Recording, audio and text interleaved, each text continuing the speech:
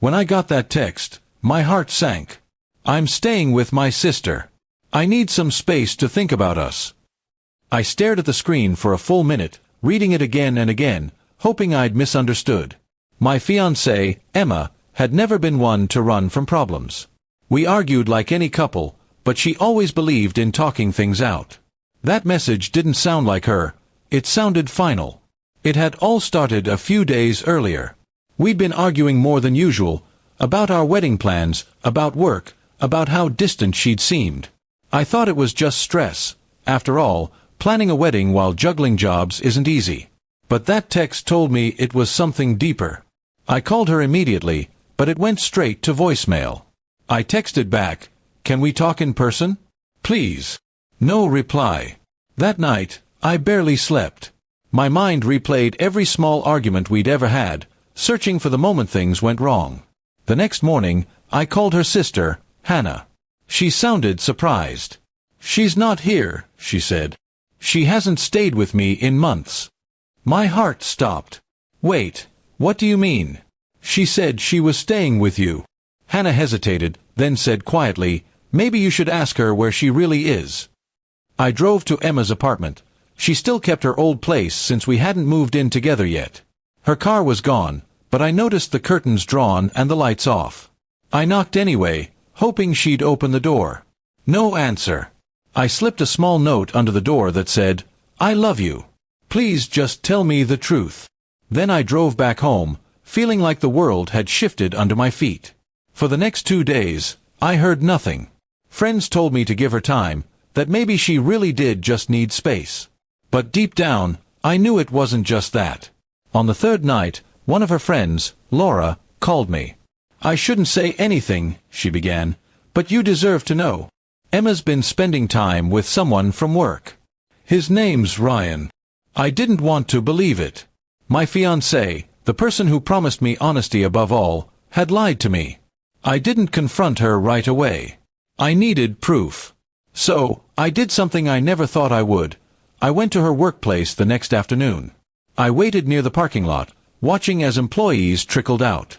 And there she was, laughing with a tall guy I didn't recognize.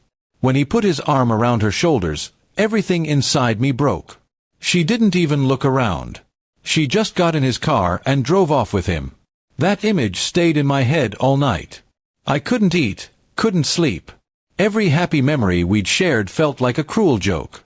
By morning, I knew what I had to do. I sent her one last message, "I saw you. Don't worry, I understand now. You don't have to explain." It took her hours to respond. When she did, the message was short, "I'm sorry. I didn't mean to hurt you." No explanation. No fight. Just that. It's strange how silence can hurt more than words. 4 days after, I moved through my apartment like a ghost. I boxed up her things, the wedding invitations we'd chosen together, even the small keychain she'd given me last year. I didn't delete her number though. Some part of me hoped she'd call and tell me it was all a mistake. But she never did. 2 weeks later, Hannah called again. She told me Emma had quit her job and moved to another city. She said she needed to start over, Hannah explained. I thanked her, though I could barely speak. Starting over, those words stung. I realized that while I was still clinging to the past, she had already decided to erase it. One evening, I went to the park where I'd proposed to her. It was quiet, just a few kids playing and the sun setting behind the trees. I sat on the same bench, remembering how she'd cried that day and said yes without hesitation. I took off my engagement ring, the one I'd kept in my pocket for weeks, and placed it gently on the bench beside me. It felt like saying goodbye to more than just a person. It was the end of a dream. Over the next few months, I learned to let go. Painfully, slowly, but surely. I focused on work, met friends again, started running in the mornings. The silence that used to crush me began to feel peaceful. I stopped waiting for messages that would never come. Then one day, out of nowhere, I got a letter in the mail. It was from Emma. She apologized, not for leaving, but for how she'd done it. She wrote that she'd been scared, confused, and felt trapped in a life she wasn't ready for. She said Ryan wasn't the reason she left. She just couldn't face me while she figured herself out. I read that letter 3 times, then folded it neatly and put it away.